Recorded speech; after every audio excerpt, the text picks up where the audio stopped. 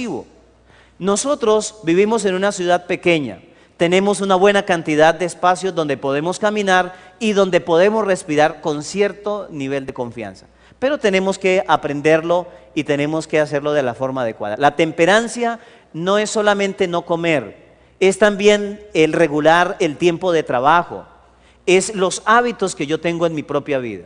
Por eso, la mejor sentido de temperancia es hacer un uso adecuado de lo bueno, equilibrio, no excedernos y privarnos de lo que es nocivo, de lo que es dañoso.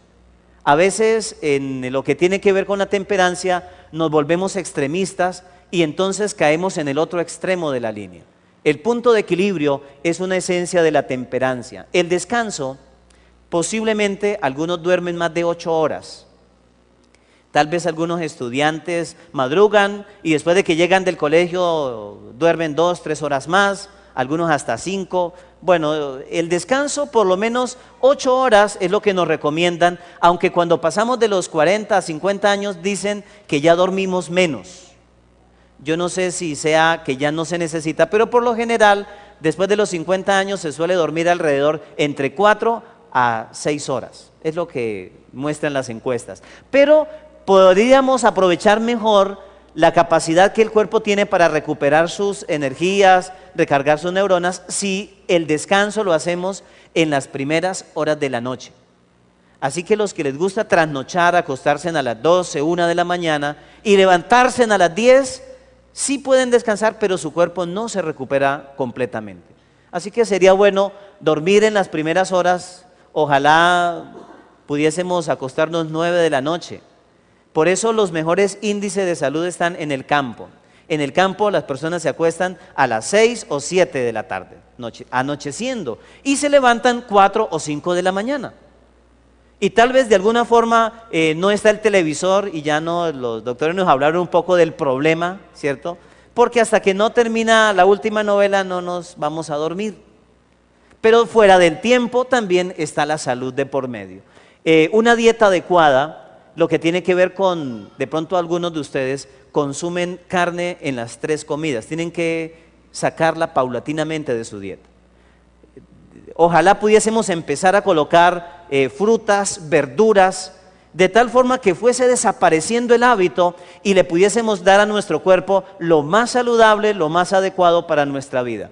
Y por último, en la que voy a hacer el énfasis en los minutos que me quedan, es la fe en Dios. La fe en Dios hace parte del método que Dios tiene para la sanidad y para la salud del ser humano. Posiblemente algunos nunca supieron de lo que era la buena dieta. Nadie les habló de los consejos sobre el régimen alimenticio. Nadie les habló de lo importante que eran tal vez el ejercicio y algunas otras condiciones de las que hemos hablado. Pero hoy podemos empezar con la última de las que estamos mencionando. Si usted tiene fe en Dios, si usted confía en Él, posiblemente lo va a empezar a manifestar haciendo lo que Dios dice. Y entonces podemos centrarnos a través de la Biblia que existen casos extremos donde pareciera que ya no hay forma, que ya no hay médico ni hay medicina que valga, pero en esos casos extremos es donde la fe se vuelve el primer elemento con el que Dios trabaja para la sanidad del cuerpo, para la sanidad del alma, para la sanidad íntegra del ser humano. Y por eso San Marcos capítulo 5, versículo 25 al 34, me coloca la escena donde Dios opera un milagro en alguien para quienes los médicos ya habían dicho no hay salida. Si usted trajo su Biblia, por favor, ábrala allí en San Marcos capítulo 5. Si no la ha traído, le invitamos a observar allí la presentación de los versículos. Dice la palabra de Dios: pero una mujer desde hacía 12 años padecía de flujo de sangre y había sufrido mucho a manos de muchos médicos y había gastado todo lo que tenía y de nada le había servido. Antes le iba, ¿cómo dice la Biblia? Peor. Yo he llegado a la conclusión que ese flujo de sangre era algo parecido como a un periodo permanente. La mujer por lo general tiene ese periodo vaginal durante 8 días. Y en algunos casos, cuando es muy fuerte, produce anemia. Ahora, esa pérdida de sangre era ya frecuente y hacía 12 años que venía con el mismo problema. Imaginen a una mujer, los que conocen más sobre la salud, que viene perdiendo durante 12 años sangre. ¿Cómo sería el color de su piel? Pálida, ¿cierto? Amarillenta. Podría decir que había una vejez prematura porque la piel se tiende a arrugar. Tal vez la autoestima o el valor propio de esta persona estaba por el piso, una mujer. Ahora, si es como lo indican algunos comentarios, que fuese un sangrado vaginal, entonces el tener que ir donde cada médico le implicaba, en una época de tanto pudor, quitarse la ropa, someterse, ¿cierto?, a varios procedimientos incómodos. Así que le iba peor porque me dice que iba donde muchos médicos. Podría interpretar que era una mujer rica, que era una mujer con una capacidad económica sostenible. En la época de Jesús, pocas personas podían acceder a un médico. Realmente era privilegio de los hombres ricos y de los monarcas. Entonces, si tenía acceso a médicos, y eso me dice que eran varios, es porque tenía una capacidad económica, yo creo que por lo menos sobresaliente. Y había sufrido, como sufre cualquier paciente, pero especialmente, yo creo que lo que implica el pudor de la mujer es algo que es bochornoso, tener que estar limitado o estar sometida a unos exámenes donde tiene que estarse desnudando, tiene que estar mostrando su genital, y entonces cada médico se le ocurría un procedimiento, le mandaba un tratamiento y le iba peor porque se le acababa el dinero, se le iba agotando la vida y sus propias ganas de vivir. ¿Cuál ha sido la enfermedad más larga que has tenido? Si cuando nos da una gripe una semana nos sentimos ya con la autoestima en el piso, nos sentimos que nadie nos mira, que estamos horribles, que ya nadie se fija en mí, que me estoy disminuyendo, que me voy a morir. Ahora, 12 años me dice esto, que era una mujer que había sido sometida a una situación muy crítica. Cuando oyó hablar de Jesús, se acercó por detrás entre la multitud y tocó su manto, porque decía allí en su mente: si tan solo toco su manto, seré salva. E inmediatamente la fuente de la sangre se secó y sintió en el cuerpo que estaba sana de su azote. Y entonces Jesús la miró, estoy abreviando el relato, y le dice: hija, tu fe te ha salvado, vete en paz y queda sana de tu enfermedad. Cada vez que Jesús se presentaba en cualquier lugar, la gente llegaba por montón. Más aún si era una ciudad. Entonces las personas se acumulaban tan cerca que los discípulos trataban de hacer como anillos de seguridad alrededor de Jesús para evitar que la gente se abalanzara sobre él. Y entonces, en medio de la multitud, una mujer débil, pálida, con una autoestima totalmente acabada, escucha que Jesús viene, que ha sanado a todos los enfermos, que recibe a los pecadores, que tiene solución para todos, y su fe en el corazón renació. También para mí posiblemente tenga salida. Posiblemente para mí también pueda ser un milagro. Y a pesar de lo débil, a pesar de lo enferma, se abre paso entre la multitud. Ella no esperaba que Jesús la mirara. Ella no esperaba que Jesús le tocara tal vez su brazo. Solamente esperaba alcanzar a tocar su manto. Y no es que el manto de Jesús fuese poderoso. No era que del manto de Jesús irradiara poder. Era la fe, ¿cierto? Porque cuando Jesús escucha o siente, percibe que ha salido poder de él, entonces pregunta: ¿quién me ha tocado? Y los discípulos se miran: Señor, pero por favor, ¿cómo que quién te ha tocado? Si la gente está encima de nosotros, todo mundo te ha tocado. Y Jesús dice: pero solamente una persona me tocó con fe. Hay mucha gente enferma, pero son pocos los que tienen fe en el poder de Dios. Hay mucha gente necesitada, pero son pocos los que creen en el poder de Dios. Y por eso la Biblia me dice que si nosotros no tenemos fe, no confiamos en Dios, es imposible que le agrademos. Pero sin fe es imposible agradar a Dios, porque es necesario que el que se acerca a Dios crea que Él existe y que recompensa a ¿quiénes? Mis apreciados amigos y hermanos, posiblemente hemos venido pidiéndole a Dios algo durante años, durante meses, durante semanas, y nada ha pasado.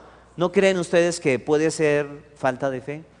Un día los discípulos se acercaron a Jesús y le dicen: Señor, ¿nos vas a aumentar el salario?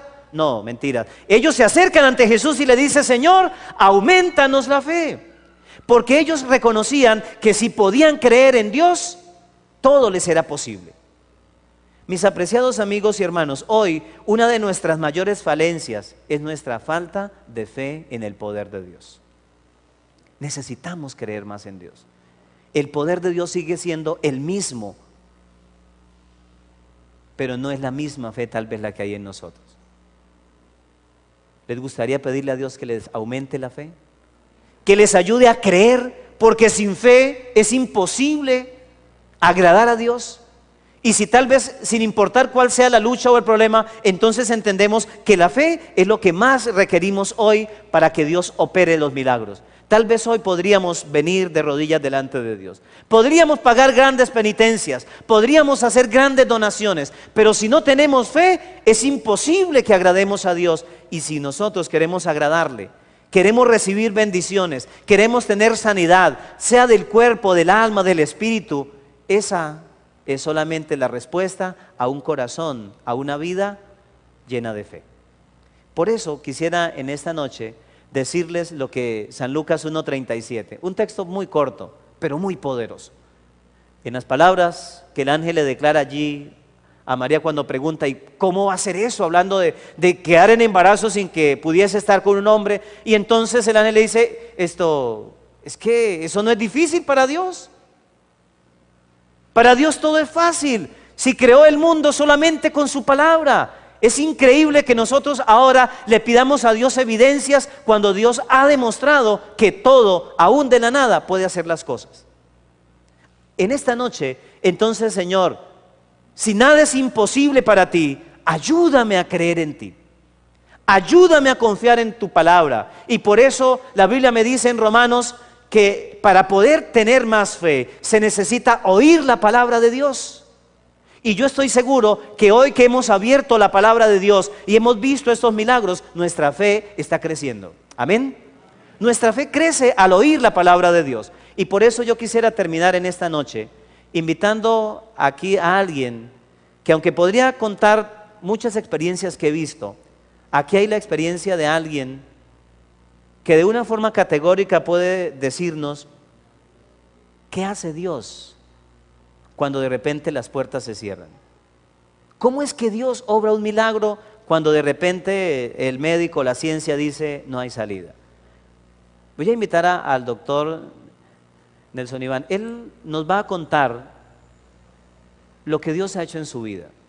Posiblemente algunos conocen lo que Dios ha obrado, pero por beneficio de algunos de nuestros amigos, hermanos, yo quisiera que de sus propios labios nos contara cómo es que Dios ha hecho bendiciones en su vida. Doctor, por favor, cuéntenos.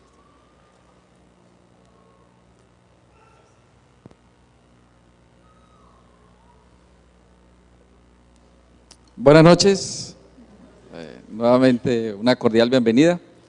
Para los que no me conocen, mi nombre es Nelson Iván González García, tengo 51 años, cuando recién cumplí los 48 años, me fue diagnosticado un cáncer de la médula de los huesos, llamado mieloma múltiple.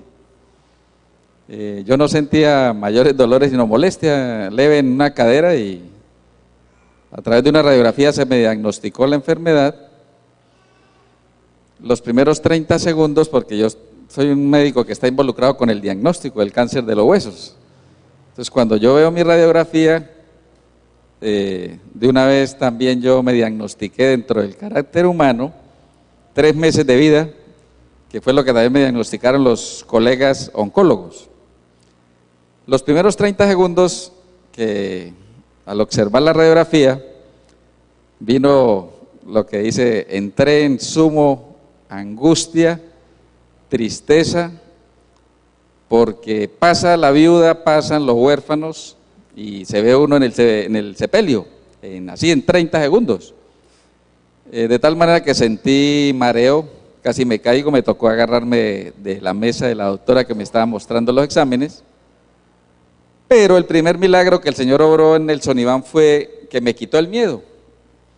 Esos 30 segundos que fueron de bastante desazón, pasaron rápidamente y sentí una fuerza interior que me dijo, arranque, proceda, usted ahorita es